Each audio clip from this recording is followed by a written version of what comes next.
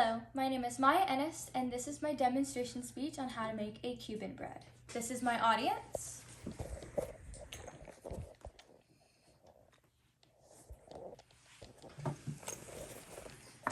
Now for Cuban bread, you can use it either to make a bread soup bowl, or if you want, you can make burger sliders, or anything else if you wish.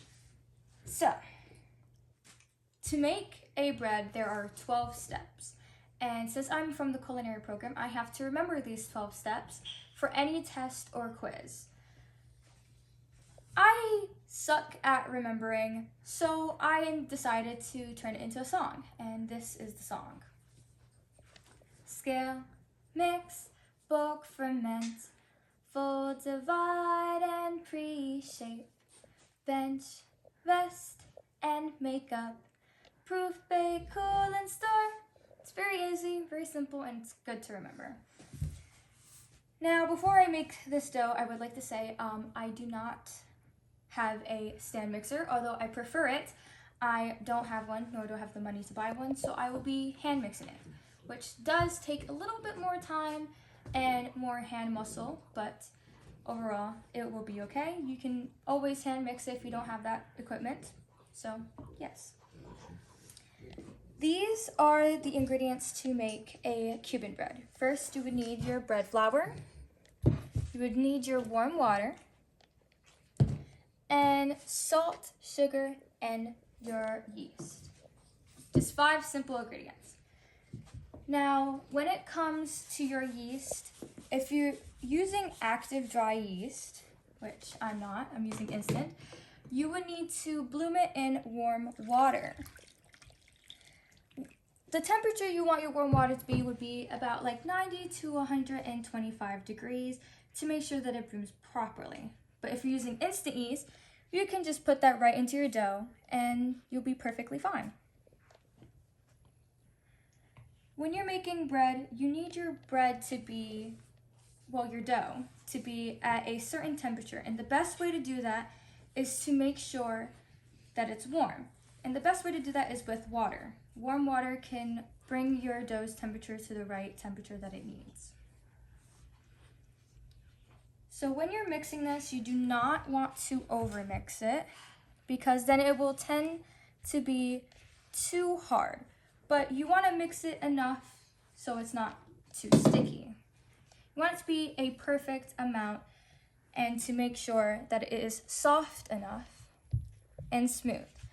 But when you're hand mixing, you're really not going to get such a smooth mixture, but that's okay, because in the end, it will still turn out to be a pretty good bread. Now, you're gonna scrape down the sides to make sure you get all that flour, because all that flour is really important. So when you're kneading your dough, don't get scared that your hands are covered in the dough because it will go into the dough at the end. But when you're mixing it, you want to make sure you knead it pretty well so you can develop gluten. To get more gluten, it's best to use bread flour when you're making bread because you do not want to use cake flour. If you use cake flour, it's not going to develop more gluten because that's for cakes, and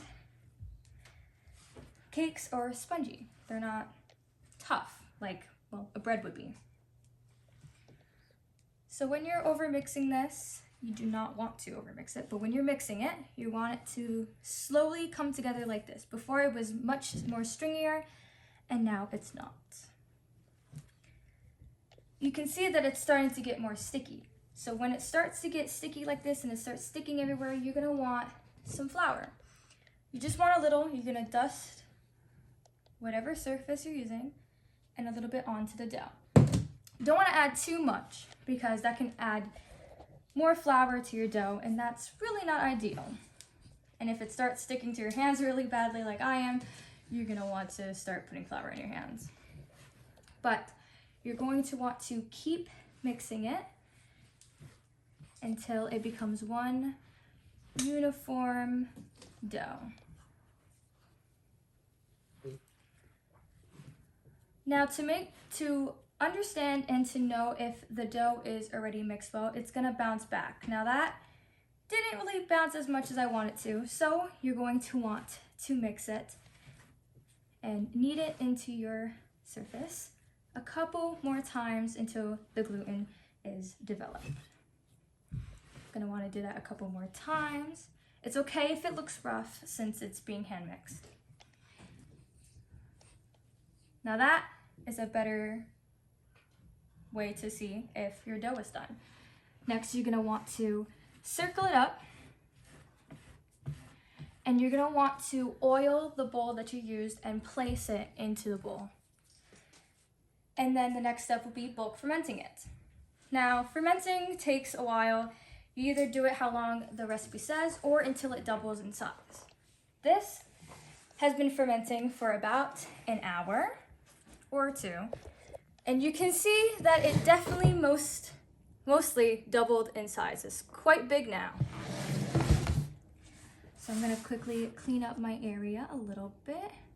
It's perfectly okay if your hands are still covered in dough. So, if you don't have a proofer, which I didn't, I looked up a way to proof it, and that was with shower steam. It's very interesting. So, now that I have my fermented dough, you're going to want to punch it to release all the air.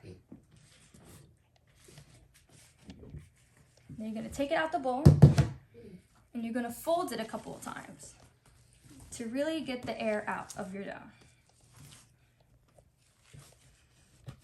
My phone decided that it didn't want any more storage, so this is a new clip. I apologize.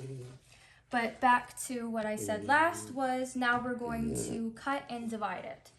Now, I don't have a bench scraper, so I'm going to have to use a knife. I don't recommend this. I don't recommend this at all. So if you have a bench scraper, please use it.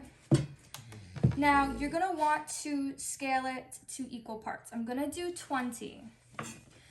And in culinary, we're taught to grab and measure the weight, but I won't lie, I severely suck at this. So you're gonna have to bear with me here because I am bad at doing the whole measure with your hand.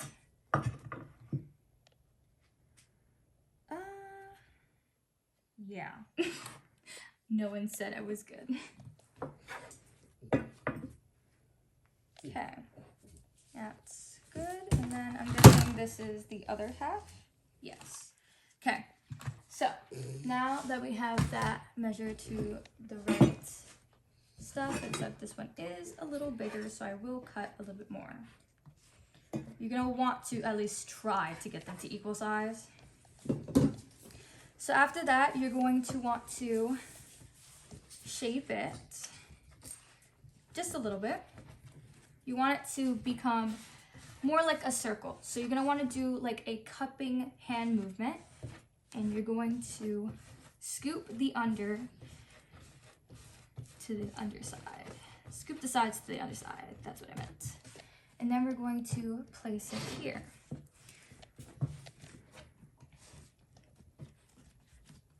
Just an easy cupping motion. Now, what you're gonna wanna do after you pre-shape them is to cover them to make sure they don't stall. Now, stalling is what happens when your bread is exposed to air for too long. You don't want that to happen. It's terrible and it becomes so dry. There are 3 ways to make sure stalling doesn't happen though. You can add more moisteners like water, milk, and eggs.